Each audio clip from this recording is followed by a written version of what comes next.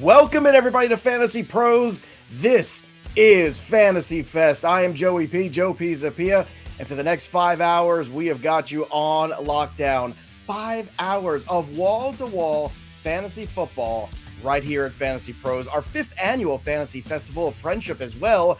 And speaking of friends, right off the bat, I've got two incredible folks joining me. D-Bro, Derek Brown, the King of Bros, the Prince of the Primer, and Jake Ciely, rocking a fantastic shirt that I've had in the cart more than once already. He's got the Goonies Raiders shirt. I am rocking my NFL Blitz Derrick Henry that just came. It's a festival of friendship, but also a fashion period of time as well. Gentlemen, welcome to the program. And for those of you new to Fantasy Fest, we're talking ball today. We've got an incredible lineup of guests ahead. Some of the best when it comes to fantasy football. I know it's not quite red zone, but you know what? It's August, so this is just going to have to do. So it is commercial free pretty much. So you got that going for you. Gentlemen, let's get right into it and let's talk about the topic because we love a good draft value. I know Jake Ciely does because I've been out enough times to lunches and dinners with Jake where he is looking for whatever is on the special, whatever somehow is maybe, I don't know, $5 cheaper or whatever it is. Jake, you love a good value. I know that you do. Don't pretend like you don't. So Jake, I want to start with you here. Welcome to the program, and let's jump right in. Give me a guy that you think is going to be a value for all those folks playing fantasy football in 2024. I'm going to start with the quarterback, which my question to you is going to be, if you like Anthony Richardson, why don't you like Jayden Daniels? Because my projections, maybe you disagree and you want to go take them and say, you're dumb, Jake, I'm going to change them. But I have more passing touchdowns for Jayden Daniels than I do Anthony Richardson. I have similar rushing upside. This is somebody who has, if they want the lazy comparison that a lot of people have made, is Justin Fields, which I don't think is fair because I think you have a better decision maker, a better deep ball, a player that people don't realize, oh, why are we talking about those two wide receivers? Oh, maybe it was because Jayden Daniels was playing quarterback, throwing those touchdowns to them all season long. And you want Terry McLaurin to get back inside the top 20, Jayden Daniels can do it, but more so Jayden Daniels being QB 13 outside the top 100 in picks is absurd to me because Anthony Richardson, that gap should be a hell of a lot smaller than it is. Oh my goodness, a hell of a lot. Look at you, already very sassy just to start the show off. I have only those folks at The Athletic could hear you right now. So D-Bro, Jayden Daniels, one of your favorite guys. I know one of mine too. And Jake brings up a great point, which is if you love Richardson and you don't want to pay the cost, there's Jayden Daniels sitting there towards the end of drafts. Maybe you have to be a little bit more aggressive around, maybe too earlier, depending on the folks you're playing in leagues with.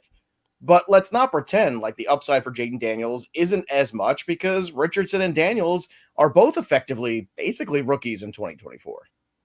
Yeah, I mean, look, anybody that's been listening to the Fantasy Pro show knows that I love Jayden Daniels. Right now, he's my QB9. And to your point, Jake and Joe, I have him at 76th overall. So, look, I'm not telling people that they have to draft him that high. But the thing is, I want you above consensus on Jayden Daniels. All in on everything Jake said. The rushing upside is there.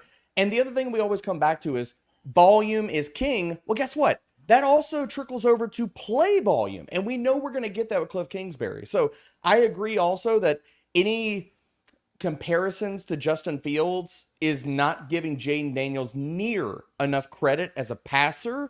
My comp throughout the entire prospect season was Randall Cunningham. And I sit by that still.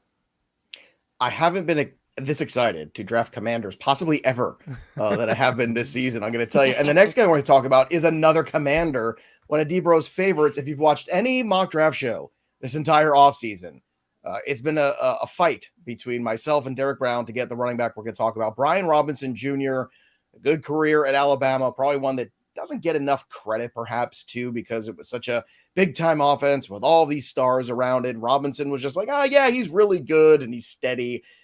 And then clearly has proven that he's a very tough kid. And now he's in a situation with Dan Quinn, D-Bro, where you think this could be the real breakout for him, despite the fact that Austin Eckler is now coming to town. I think that's where people struggle. So why is Robinson the guy for you and not Eckler?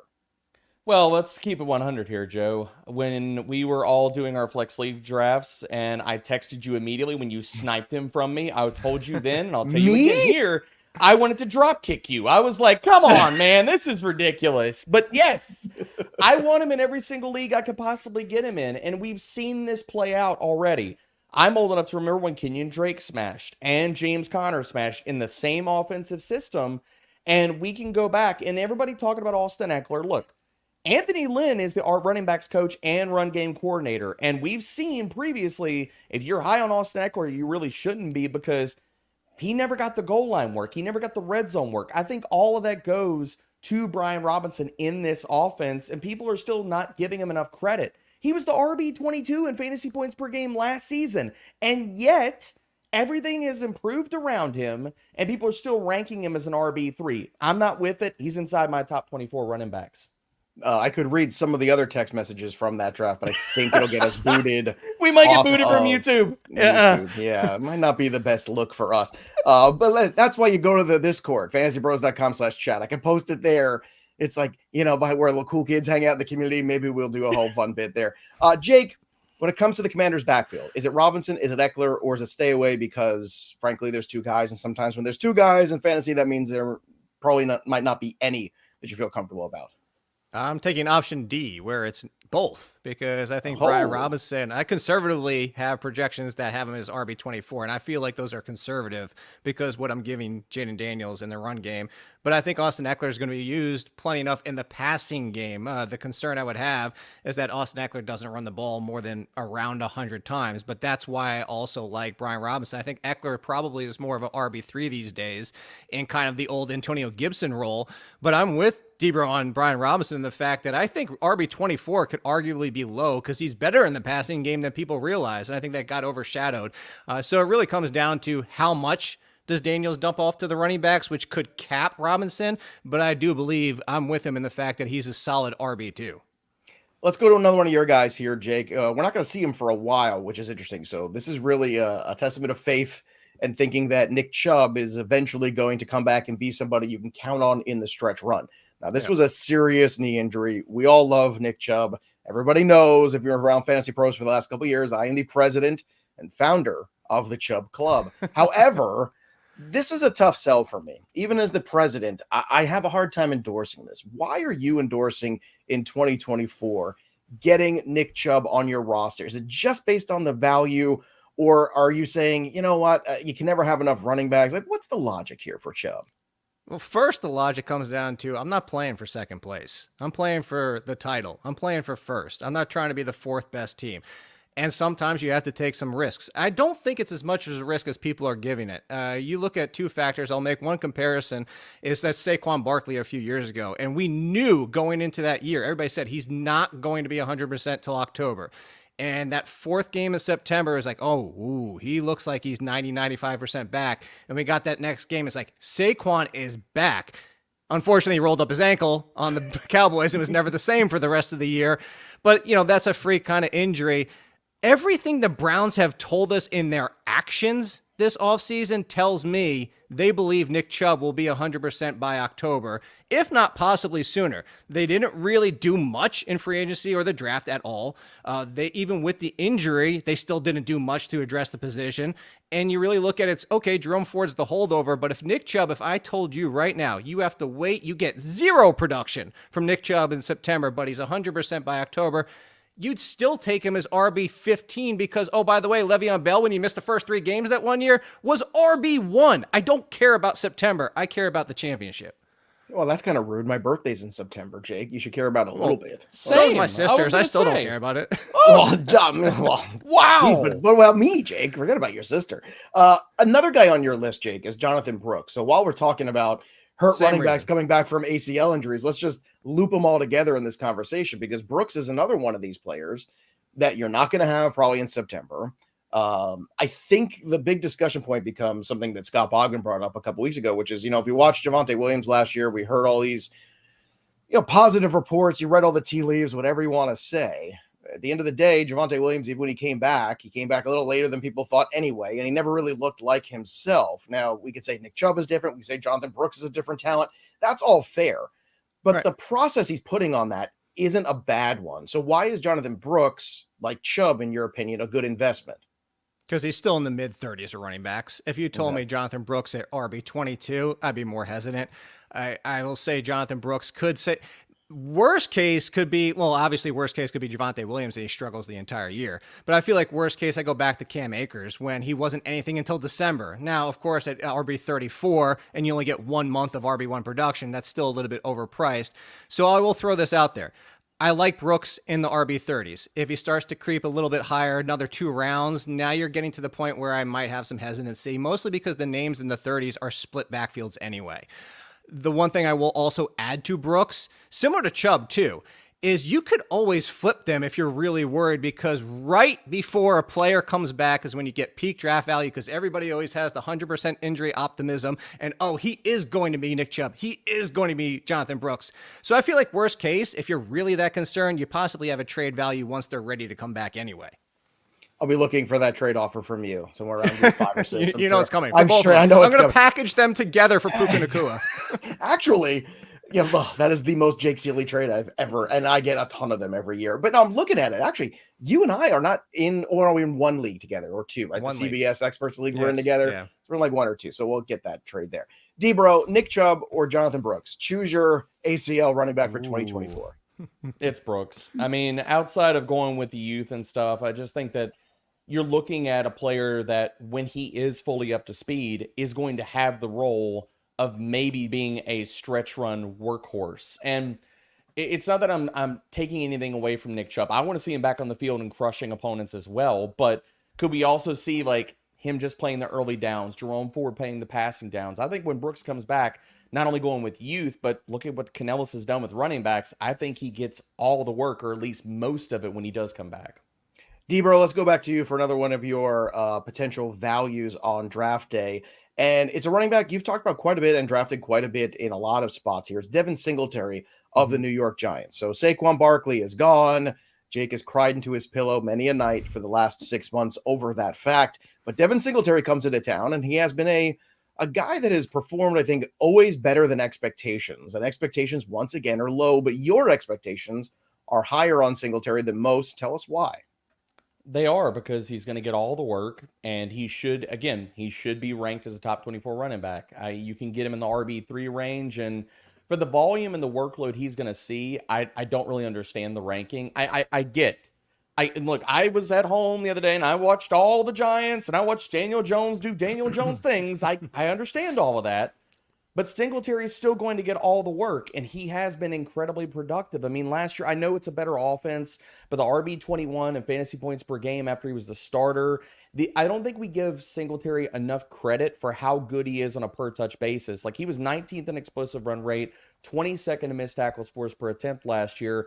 If he's getting all the work in this offense, even if we want to say, oh, it's a smelly offense, we don't really want a lot of parts and pieces outside of Singletary and neighbors, I still want to buy into Singletary because his volume and his workload is not getting baked in enough to his cost in drafts. By the way, Jake, Daniel Jones things, he's referring to throwing pick sixes out of your own end zone. That's a Daniel Jones thing. Can he hide the bad play behind that handsome beard? I don't know if he can. I don't know. But you should not hide this year from our tools of Fantasy Pros, including the Draft Assistant. If you haven't used the tools here, Fantasy Pros, I'm telling you, now is the time to try it for the first time, or come back if you've tried some other places and you realize it's just not good enough. If you remember when you first started playing fantasy football and it was all fun, and now your draft can feel like you're studying for a test. And this year, you can reclaim that same enjoyment with the Draft Wizard. The Draft Assistant simplifies the entire draft process, making it easy to dominate all of your fantasy drafts, and it connects right to your draft directly, keeps track of everything that's going on. It tells you who's the best pick. It tells you who behind you has a tight end, needs a wide receiver. Basically, it's like having a cheat code inside of the draft room with you, and you can even make cheat sheets for guys like me, Derek, even Jake Ciely's rankings, and use them to your advantage. So this season, work less, win more with Draft Assistant at fantasypros.com/draftwizard, or just download Fantasy Football Draft Wizard app today and start drafting smarter, not harder. All right, gentlemen, let's get back to some of the names on the list here. We'll go back to you, Jakey, for another guy that you think could be undervalued. And this is one I agree with in your flex draft. I drafted Rico Dowdle. Give me the younger running back. on the big offense of the Cowboys. And I think even over time, once again, you don't care about September, neither do I. If it looks muddy in September, he would be one of the big trade targets for me because I'm concerned about Zeke lasting. But Rico Dowdle's a target for you. Let's talk about why. A lot of what you just said. Does Zeke last? Does Zeke have anything left? There was questions last year. Of course, a much worse offense, worse offensive line, anything you could throw out there. But does he come back and even produce RB2 numbers? I'm hesitant on that. And if you want to take Dowdle in his own right, how about the fact that Dowdle on nearly every, not just one or two, nearly every metric was better than Tony Pollard on this Cowboys team last year, including running the ball in at the damn goal line, by the way. So why not take a chance on Rico Dowdle? For we were always trying to find that late round running back who potentially takes over the lead role or surprises people. He's running back 44. He's outside the top 11 rounds in drafts. If you want to just take a freebie on somebody that could work out, Rico Dowdle is the name. Rico Dowdle for Jake Ciely. Let's go to you, D-Bro, with possibly my favorite draft day value, a guy that has 4 straight years of 1,000 yards receiving. And this year, his Vegas number is 880.5. It's absurd. It's Terry McLaurin again. All the Commanders. I can't believe this is where I'm at in 2024, but I'm loving life.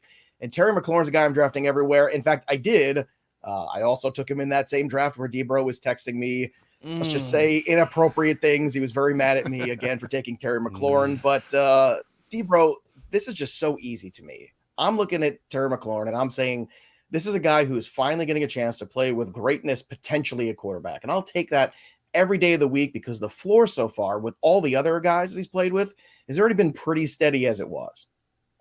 I agree with everything you stated, Joe. I love it, man. And I love Terry McLaurin this year. And I just, yes, we have gone very, very Commander-centric so far on this show.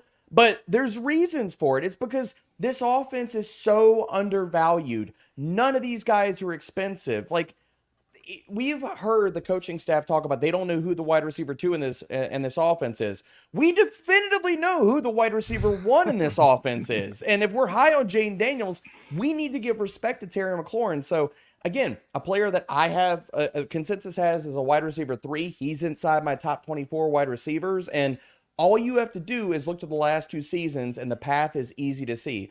Last year, based upon his volume, he was the wide receiver 21 in expected fantasy points per game. And you go back, not last year, but the year before, he was top 20 in both yards per route run and first downs per route run. So if we get good quarterback play, and we're talking well about Jayden Daniels here, and we think he's going to be good out the gate, Terry McLaurin is going to crush. He's one of the best wide receivers you can draft this year. Now, speaking of wide receiver, go ahead, Jake. Go ahead. I want to agree because Richardson, Daniels, Pittman, McLaurin, Finkel is Einhorn. That's all I want to say. Yes. Is Einhorn also Finkel in that scenario? Yes. I was going to say that. Just want to make sure. Well, I beat you to it. Let's talk about some more wide receivers. Jake, you have 3 more on your list. Yeah. T. Higgins, Brian Thomas, and Josh Palmer. So let's take them one at a time. This is funny because all the guys basically on these lists, this is pretty much my flex team. So I'm so glad that everybody, I'm going to have to put it back into the Draft Wizard app for a grade here with just Derek Brown and Jake Ciely, A++. It's like in Christmas Story in the when the teacher keeps giving him the plus on his theme.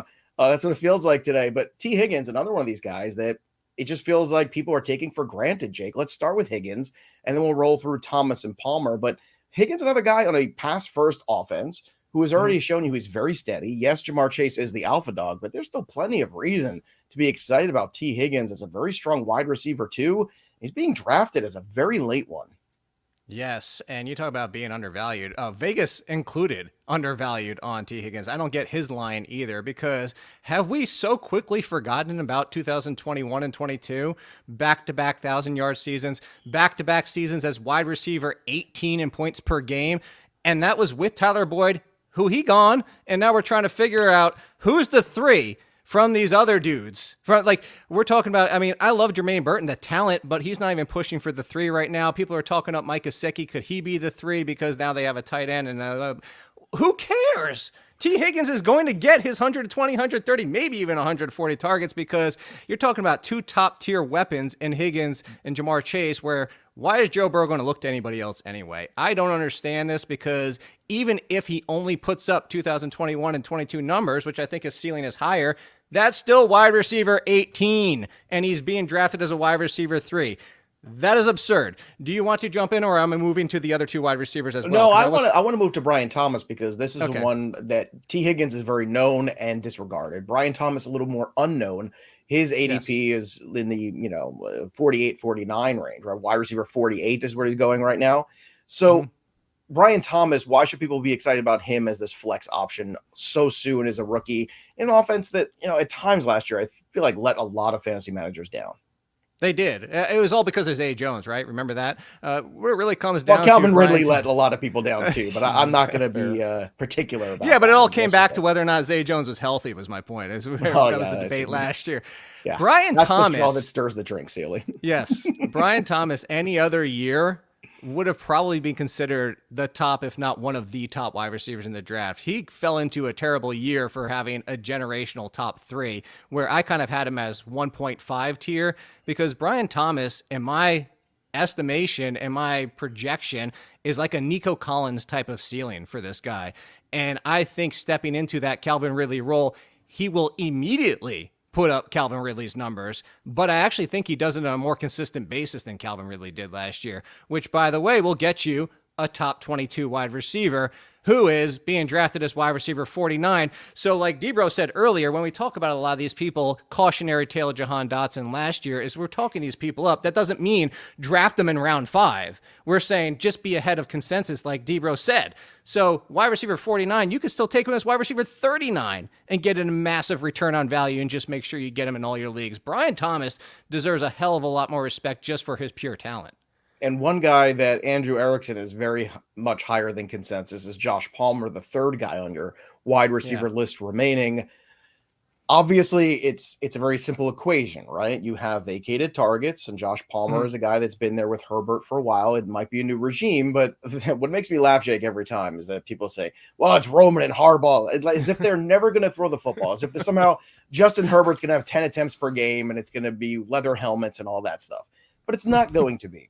Josh Palmer has had some moments. The question is, can he stay healthy, in your opinion, and return value here at wide receiver 53? It seems like a slam dunk, but there's also some other competition in this mix. So why is Palmer the guy for you that stands out?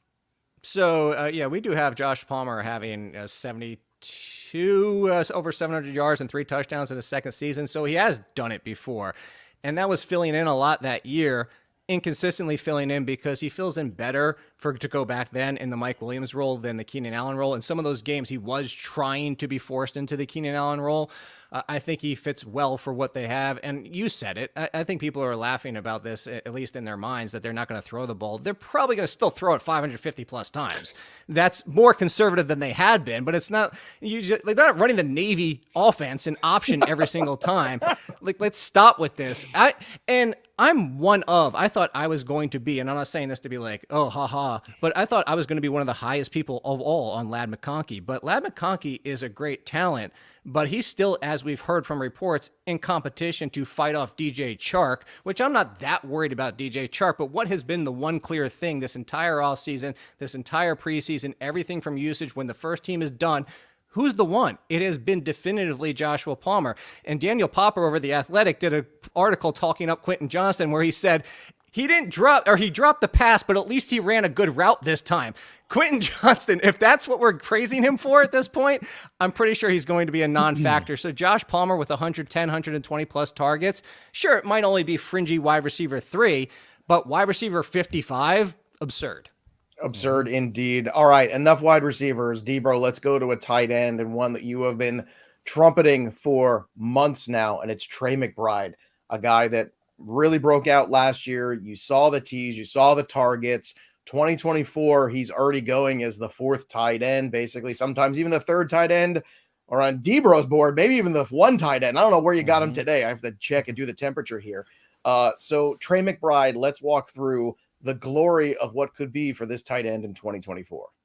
I must have a fever because the temperature is hot, baby, and it's rising, man. Like Trey McBride, yes, he is my tight end 1 overall this year. And for everybody, look, if your eyebrows are shooting to the back of your skull right now and you're wondering what the heck is wrong with me, if you look at what Trey McBride did last year, once he was the full-time guy, weeks 8 through 18, fantasy points per games, target share, yards per route run, receiving yards per game, all these different metrics, he was top 3 in all of them. I mean, he was legit first in fantasy points per game once he became that guy. And so what are we talking about this year? Like, is he not going to still be that guy? And for everybody out there saying, okay, what about Marvin Harrison Jr.? What about him, man? Like, do you think he's going to get 400 targets? Because unless you think that, how does Trey McBride not walk into 130, 140 targets? Both of these guys can coexist and eat together because there's no other wide receiver on this roster that is going to command a 20% target share, a 22% target share. And Kyler Murray was honestly objectively bad as a passer last year. So if he's all the way back, we see McBride just absolutely crush this year. I want to draft him in every single league.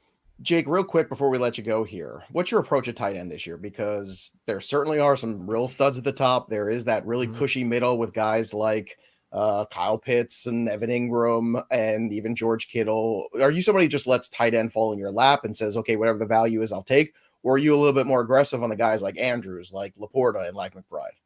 I'm more in the McBride, Pitts, Ingram, Kittle range because I feel like tight end's a lot flatter than it has been, where I'll wait the extra 2 rounds or so and I'm trying to get a top 9, and that includes Kincaid and Ferguson. I think that's kind of the cutoff. If I can't, I'll take a flyer. My favorite flyer, it continues to go way too late, is Dallas Goedert. With the to change the Kellen Moore, I think we can get Goddard back into the top 10 mix. But that being said, I don't want Goddard to be my answer. I do want to get one of those top 8 and honestly top 7 if I can. Jake Ciely, you're always the right answer. Thanks for joining us today, talking about some of the values, and I'm very glad. Who disappoints the most, and then yes, that is. Well, Jake you're Ciely, also the that answer. too. That's also well, you can be both. You're the yin and the yang, my friend. You always are, and I'm glad that things are on the upswing for you after a rough week last week, and we appreciate you joining us today, my friend. So send the best out there to everybody else.